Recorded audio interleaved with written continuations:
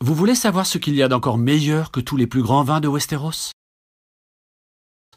Une bonne vidéo de Killer Bee. Et c'est votre jour de chance. En voilà une qui commence. Alors abonnez-vous, cliquez sur la cloche et réagissez si vous ne voulez pas finir écrasé par un mammouth-garou ou dévoré par un Tyrenoï. Et bzz les abeilles, donc cette fois, Happy End et moi, on a décidé de vous sortir une analyse, ou plutôt une compilation en fait, de toutes les technologies existantes dans l'univers de One Piece.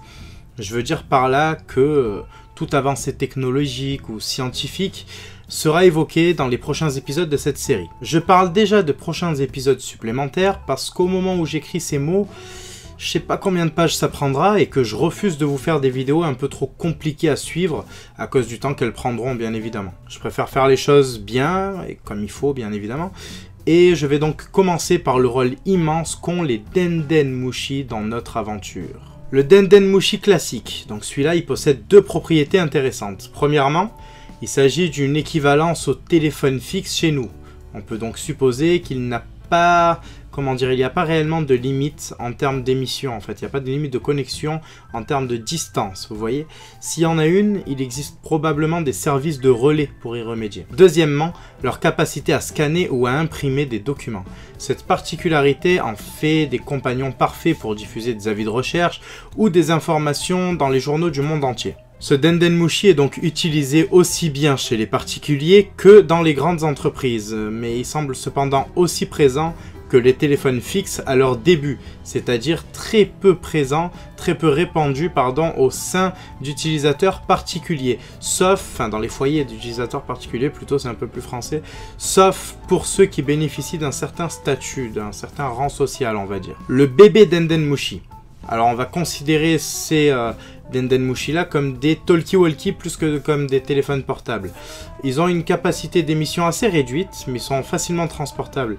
En gros, ils peuvent communiquer à travers une seule île, mais ils possèdent la fonctionnalité de haut-parleur également, qui leur permet de se faire entendre sur toute une zone pour diffuser par exemple, je sais pas, des alertes ou un message, ou ce genre de choses. Les Denden Mushi noirs, alors eux servent plutôt à épier les conversations. Un peu comme les appareils du FBI, vous voyez. Il y a eu une grosse affaire sur le FBI récemment, il y a 2 ans je crois, avec Snowden, etc. Comme quoi ils épiaient les conversations des gens chez eux. Ben, dites-vous qu'ils auraient pu le faire avec un Denden Mushi noir, c'est un peu le même principe, vous voyez. Leur principal atout est donc d'intercepter les signaux des autres Denden Mushi afin de les retranscrire. Il sert donc également d'intermédiaire entre les deux signaux, prouvant ainsi que les Denden Mushi de relais existent. Le Denden Mushi doré. Les gars, voici là les codes de la bombe atomique. Posséder un Denden Mushi pareil, c'est posséder un Buster Call en fait tout simplement. Être au summum de l'armement par un seul petit bouton. 10 navires de guerre pour 5 vice-amiraux ou même des amiraux s'ils sont dans le coin. Sans compter tout simplement tous les hauts gradés qui participent aux opérations. Appuyer sur ce bouton signifie détruire une île et sa population. Le Denden Mushi argenté, alors il s'agit là d'un récepteur privé, une ligne directe avec le Denden Mushi doré. Il alerte d'un Buster Call les 5 vice-amiraux ou amiraux les plus proches de la cible. On ne sait cependant pas exactement qui en possède. Est-ce que c'est un seul et même Denden Mushi argenté qui transmet le signal aux gradés proches de l'attaque, donc à tous les gradés qui sont pas très loin du signal qui a été envoyé par le Denden Mushi doré? Ou est-ce que chaque gradé, donc chaque vice-amiral et amiral, possède un service de hotline, on va dire, avec plein de Denden Mushi, qui lui-même possède chacun un seul Denden Mushi argenté? Ça reste à définir. Le Denden Mushi de surveillance, c'est une caméra qui retransmet des images en direct à un grand Denden Mushi, qui lui s'occupe de les diffuser comme un rétroprojecteur contre un mur. Disons que ce système nécessite 2 types de Denden Mushi. Comme beaucoup, vous allez le voir, il y a beaucoup de Denden Mushi qui fonctionnent comme ça. Celui en charge de la captation et celui en charge de la diffusion, un émetteur, un récepteur, vous voyez. Les zones sous haute surveillance du gouvernement ou de grandes entreprises possèdent ce type de matériel. C'est le cas par exemple d'Impel Down ou de Grand Tesoro. Le Eizo Denden Mushi, ils ressemblent beaucoup aux Denden Mushi qu'on vient d'évoquer, mais ils ont une utilisation un peu moins discrète en fait. C'est en quelque sorte des caméras de reportage. Eux aussi sont liés à d'autres, comme je le disais déjà, ils sont liés à d'autres Denden Mushi qui sont chargés de diffuser les images. Très souvent en direct d'ailleurs, hein, parce que les images, comment dire, il y a des capteurs qui prennent des photos de ces images de temps en temps, mais la plupart du temps, ça se passe tout simplement en direct, comme on a pu le voir sur Chabondi pendant Marineford. Leurs signaux d'émission peut diffuser sur les îles voisines, comme on l'apprend sur Dressrosa ou sur Punk Hazard, parce que pendant la conférence sur Punk Hazard, c'est des Dendenmushi du coup qui donnent les images aux membres du coup de la mafia, hein, ou en tout cas de ce monde de l'ombre dont on nous parle depuis l'arrivée sur Punk Hazard. Mais voilà, donc leur limite c'est tout simplement ces îles-là qui sont alentour de l'île où tout se passe en fait tout simplement. Je pense que ça a un rapport avec le champ magnétique de chaque île. Et donc, comme pour les logposts, ça on y reviendra dans un prochain épisode, ça fonctionne par rapport aux îles qui sont autour, le champ magnétique touche d'autres champs magnétiques, etc. Mais ça peut pas aller dans le monde entier, par exemple, c'est beaucoup trop vaste pour un Dendenmushi. Et c'est d'ailleurs pourquoi plusieurs journalistes prennent des notes sur Chabondi pendant la bataille de Marineford. Un même Ezio Dendenmushi par contre peut filmer et diffuser également des images comme je l'ai dit. C'est-à-dire qu'il peut à la fois filmer quelque chose et renvoyer une image, un peu comme, imaginez une Miss Météo, vous voyez, elle parle, donc elle se fait filmer, et imaginez que ce même Dendenmushi diffuse les images qu'il y a derrière elle. Ça serait exactement le même principe. Les Dendenmushi blancs, alors eux on peut les considérer comme l'inverse des noirs, mais ça serait un peu simplifier la chose, surtout que l'inverse des noirs existe réellement, et on va revenir dessus un peu plus tard.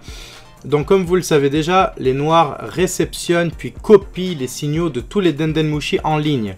Le blanc, lui, ne fait que brouiller les communications pour les Dendenmushi qui sont concernés. Donc en gros, pour les Dendenmushi noirs, ils peuvent pas avoir accès à un Dendenmushi, enfin en tout cas au signal de ce Dendenmushi, si un blanc est placé juste à côté de lui. Vous voyez, en gros, il empêche le signal de s'éparpiller, mais il ne brouille pas la fréquence à proprement parler. La communication reste bel et bien possible. Les Dendenmushi appareils photo. Alors pour cela, on peut faire certaines suppositions. Les appareils photo classiques existent dans One Piece, donc si un Dendenmushi spécialisé dans la photo existe, c'est qu'il a une particularité par rapport à ces appareils-là. Je pense que lui aussi agit par paire et qu'il est fait pour prendre des photos discrètes, on va dire, un peu comme un paparazzi. Une fois que la photo a été prise, elle est envoyée instantanément à un Dendenmushi qui les imprime. Y a pas... Je pensais moi au début qu'il y avait une histoire comment dire, comme un serveur en fait, un Dendenmushi qui reçoit plusieurs images et derrière il y a quelqu'un qui imprime les images qu'il veut, mais je pense qu'en fait c'est un peu trop technologiquement avancé pour One Piece. J'ai pas envie de trop m'avancer parce qu'on nous a quand même montré des trucs pas mal, genre des trucs bien avancés en termes de high-tech, hein, rien qu'avec le Garma. Mais d'ailleurs on va revenir sur le Garma un peu plus tard. Mais je sais pas, je pense plutôt que c'est une photo qui est prise et qui est directement imprimée sur un, ouais on va dire un récepteur en fait tout simplement, j'allais dire un serveur encore mais non, sur un récepteur de façon comme en direct en fait, elle est prise direct imprimée vous voyez, et elle n'a pas le temps d'être stockée quelque part, contrairement aux appareils photo qui eux doivent être, comment dire, on doit développer la pellicule en fait, comme on peut le voir pour les photos qui sont prises par exemple pour les avis de recherche, les pellicules doivent être développées, puis les photos traitées, puis ensuite les photos sont menées, vous voyez. Alors tout ce qu'on sait par contre de façon concrète, c'est que cette espèce et celle utilisée par Buggy font partie de la catégorie des Kameko Dendenmushi, alors qui utilisent bien évidemment, comme je l'ai dit encore une fois, le système d'émetteur et récepteur. Le Dendenmushi cornu, celui-là c'est l'exact opposé du Dendenmushi noir, et il est utilisé par la mafia, et il a d'ailleurs été vu pour la première fois entre les mains des Fire Tank pirates. Ce Dendenmushi brouille totalement les fréquences autour de lui. On ne connaît pas la portée exacte de son brouillage en fait, mais il est assez puissant pour agir sur une partie de Totland. Je dis bien une partie parce que justement c'est esquivé un peu par Peros si je me rappelle bien. Et il arrive parce que c'est une archipel, hein, il y a donc un ensemble d'îles en fait, et il arrive en allant sur certaines îles qui sont éloignées de ce brouillage à faire passer des informations. Maintenant on a des Tanishi. Les Tanishi c'est un peu des, comment on va dire ça, des smartphones en fait, qui ont été aperçus pour la première fois sur Wano Kuni, et c'est des versions d'eau des Dendenmushi, simplement des escargots de mer en fait.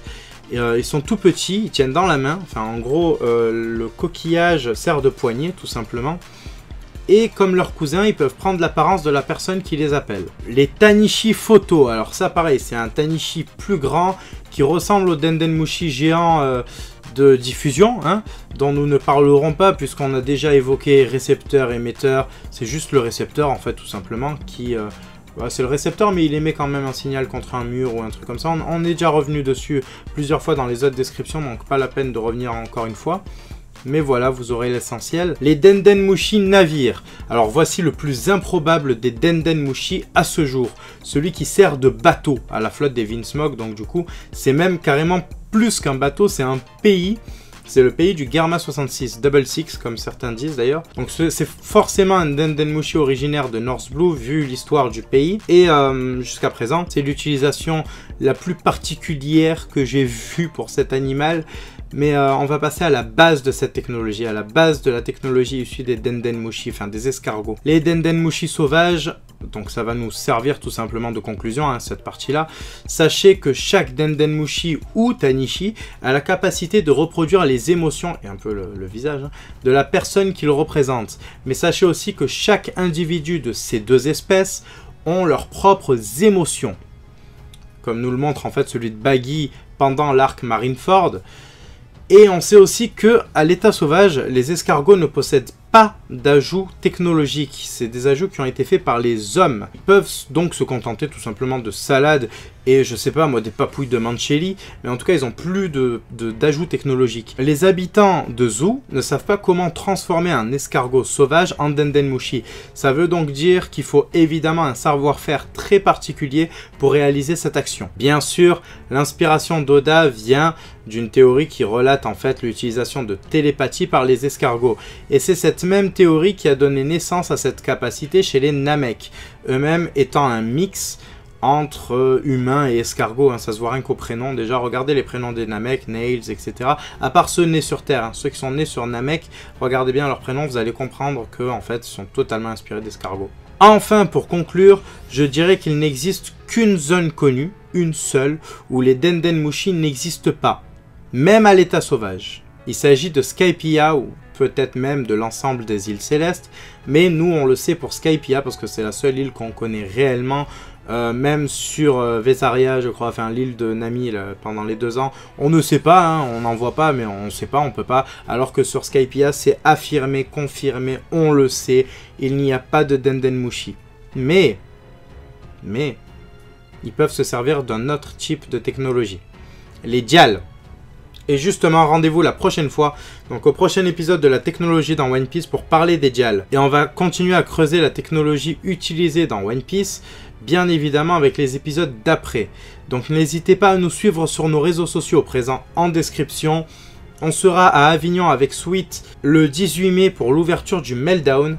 Et on sera bien évidemment au Pen Mirabeau le 19 mai pour les médiévales de Lou Mirabeau organisées par la Porte des Étoiles. Voilà, je fais un petit récap, on va dire. Allez, bzz les abeilles, et à très vite. Si vous voulez soutenir Barbe Blanche et Luffy, abonnez-vous à Killer Bee, où c'est mon point ardent dans...